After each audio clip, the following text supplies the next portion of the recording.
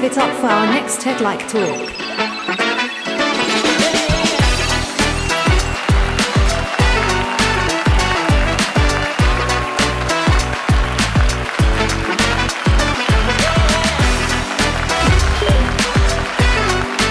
So I hope you're all settled after a nice coffee tea break, yeah?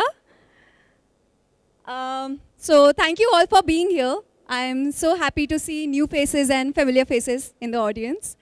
And let's kick this session off with a quick raise of hands on how many of you know Jacob Nielsen heuristics and have used them in evaluation of products. Okay, a few amount of you, great. For the one who don't know these heuristics, these are basically 10 set of heuristics which are provided by Jacob Nielsen in order to test the usability of the products, their user experience, and also to basically plan out design improvements. Now, as the technology is growing, so does challenges for us as designers, right? And the solution is to not abandon what we have learned, the foundation, but to build on it, to rethink them in the scenario of these new technologies. So hi, I'm Anushka, and we'll talk about how we can reimagine Nielsen heuristics to design AI-driven products. Now, I have often seen nowadays that new design principles are coming right now that are specially designed and curated to design AI and ML products. And that made me think that what about the ones that we currently have, the ones that has served us all these years. So in order to check my heuristic, do they work equally well on these new technology products, I tested it out on a very famous platform called ChatGPT. And to my surprise, it became very evident that not only these heuristics works great on a traditional ones, but as well as the ones that we will have with these technologies and can be used to address these very challenging challenges that comes up with these technologies like user trust, black box issues, and unpredictability. But having said that, I'm not here to provide like a whole new set of guidelines, but to provide and share my perspective of these guidelines. And I hope by the end of this talk, you can also have like a new perspective of these guidelines and will be able to apply it to your AI products. But before we deep dive into these heuristics, let's take a quick moment to also see what is AI and ML and what's the difference. Because this has been a very common confusion and a common question that has come across. So AI, or artificial intelligence, is basically like this broad field of technology, which covers basically any technology that makes machines smart enough to think to make it smart enough that do stuff that usually requires human thinking. So let's just say our smart assistant Alexa, our smart robotic vacuum cleaners, and even our self-driving cars. All of these can be like an example of AI. On the other hand, machine learning, or ML, is a subset of this AI technology, which involve technologies that teaches machines to basically learn from data and improve their performance over time, without we especially have to program them for each and every task. So they find patterns in the data and learn over time from them. Good examples can be our Netflix platform, our Spotify platform, and the machine learning model in that. But be it AI or ML technology, the the challenges that we face remains the same, like how we handle user trust, foster user trust, how we handle unpredictability, and how we ensure that we provide better and straightforward interactions. So without further ado, let's deep dive into these heuristics. So our first heuristic for today is visibility of system status. My interpretation for this can be for AI products can be users should be regularly informed that what that AI and ML product is doing. So be it processing, learning, decision making, users should be informed about these background working of AI ML products through clear and timely feedback. But now you'll ask me, why is it really important, right? Well, ML or AI products and actually models work in this black box manner. Now, what I mean by black box is, it refers to any system or model whose internal working is not really understandable or visible to users. That creates a lack of transparency between the system and the users. Let's just take an example here. Now, this is an example of this movie streaming platform that I have visited quite often. But whenever I go there, I don't really see why these particularly movies are recommended to me. Like, they don't have any personalizations or any reasoning that these movies get recommended to me. Like, I don't really watch so much horror movies, but still these movies are getting recommended. That lacks a bit of personalization here without any reasoning of the recommendation. On the other hand, we have the Netflix platform, where we have clear indications of why a content is basically recommended to you. So for example, if you are a horror movie genre fan, so you'll get that because maybe you have watched Annabelle, then you should also watch Nun or Conjuring, right? Also, Netflix not only does that, but gives you an ability to train your model. So for example, by giving a thumbs up or thumbs down, you are training that AI model in the background to personalize the experience for according to you and your activities. By mindfully applying this heuristic, what we can do is bridge that gap and make the bridge between the user and the system a bit more transparent and foster user trust. Our next heuristic for today, match between system and real world. Now, in traditional definition, Jacob Nielsen states that use phases, concept, words, or even follow real world conversations so that the platform becomes very natural or logical in order for the user to perceive, rather than these technical internal jargons. According to this principle definition here, can anyone from the audience, one person from the audience tell me what can possibly be wrong in this example here? Any one person? That does not shows that the real thing, the perception user is having, that it should be a drawing because he's reading that term, but it is not actually a drawing. Okay, okay. Anyone else? We just have time for like few tries. What I feel is a galaxy of sunflowers. If you say that to a human being, right, they would instead draw a galaxy of sunflowers. But over there you can see there is a galaxy photo as well as sunflower photo, which is two different components that this AI is trying to, merge together. Something like that. Yeah, just one more. I feel the word image creator, that is the response from the AI chatbot, is what is interfering the understanding of the user, because if he is not frequent, or if they've not defined what an image creator is, they wouldn't understand what the AI has pulled together. Yeah, kind of. So that's what, like the whole conversations here say, like feels a very robotic conversations as well, right?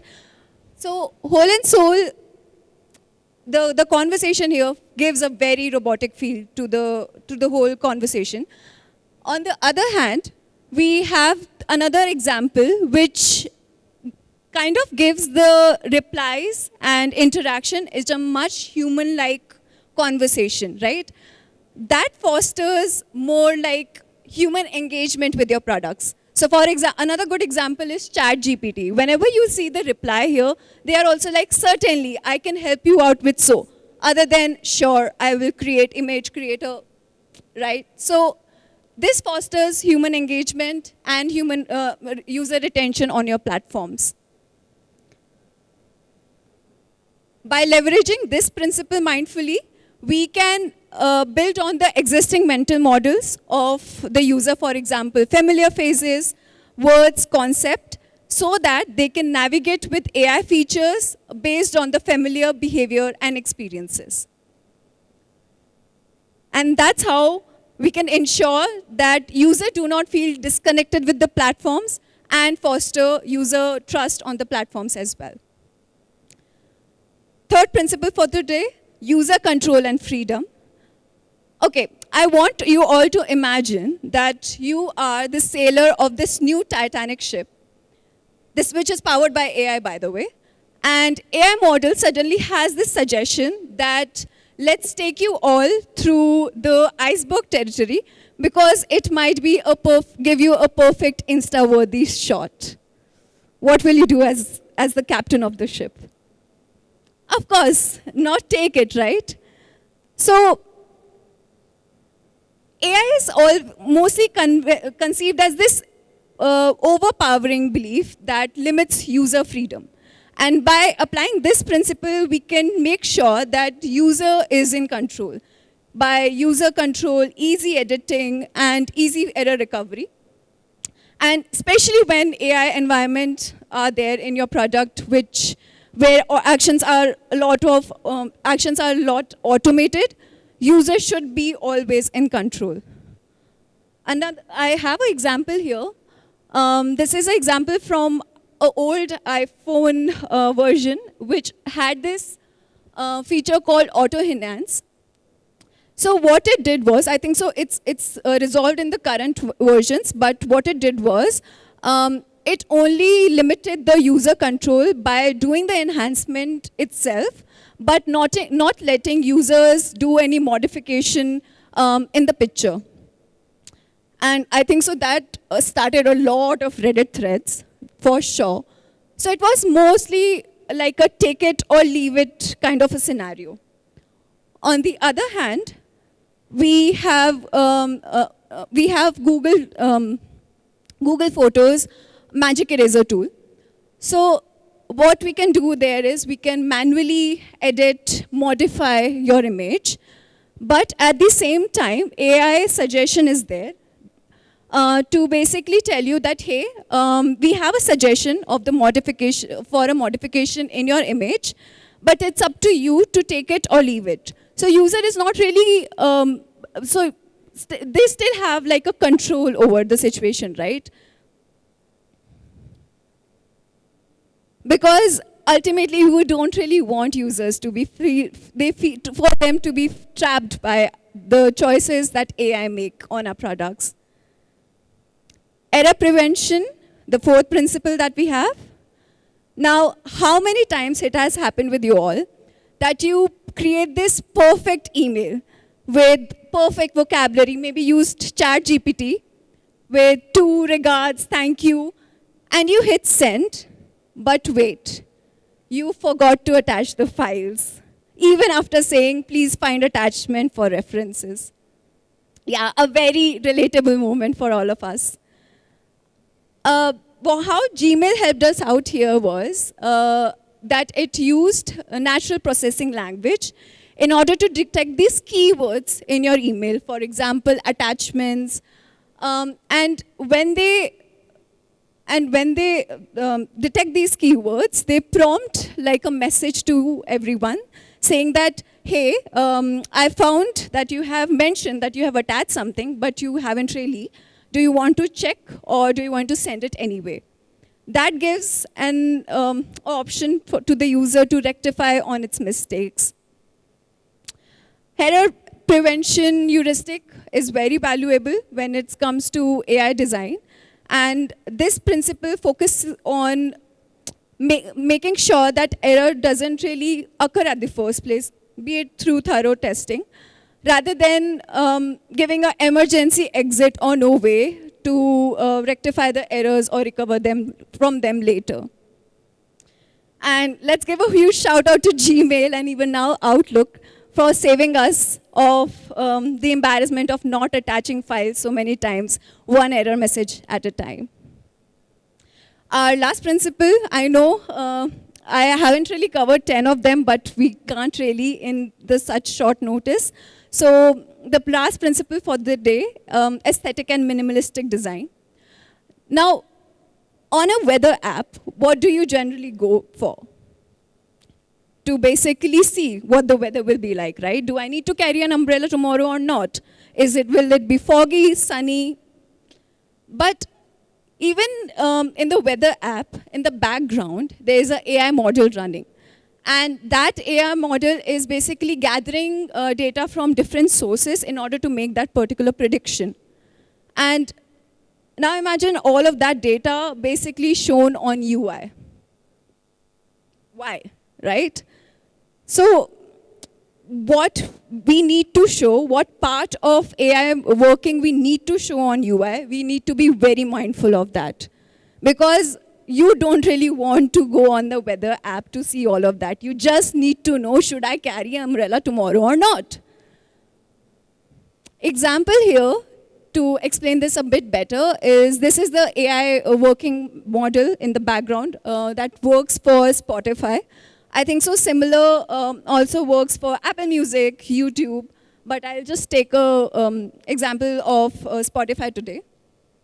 So this is basically this model works in background for Spotify to deliver your personalized playlist. Now, how Spotify helps it out by keeping to decide basically what needs to be shown is by keeping the UI clean, but still, going back to my first heuristic, giving us the reason that why like a recommendation is made to you. So be very mindful of what part of AI needs to be shown and when it needs to be shown. And let's not declutter our UIs unnecessary. So Spotify just keeps it very to the point that artist tracks, recommended playlist, artist musics on point. And by mindfully applying this heuristic, we can make sure that we focus on the essential part of information and let the AI do heavy lifting in the background. Because by doing this, we can make sure that user can leverage the full power of AI without getting overwhelmed by its technical background that's happening in the background. On a final note, I want to end that we covered some of the principles today, but the intention of my talk was not to give you a list of my imagined heuristics, rather to show that how can they be reapplied and imagined in scenarios so you can do it too.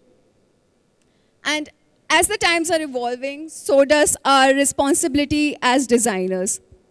We need not to only deliver cutting-edge products, but also the one which are trustworthy and intuitive. And I hope the next time you go home and whenever you're working and you encounter the AI product, you take a moment and challenge yourself, apply these principles, and ask, how well does it truly meet user needs? Because I said it last time, and I'll say it again. AI is only empowering when it works with the user, not for the user. Thank you.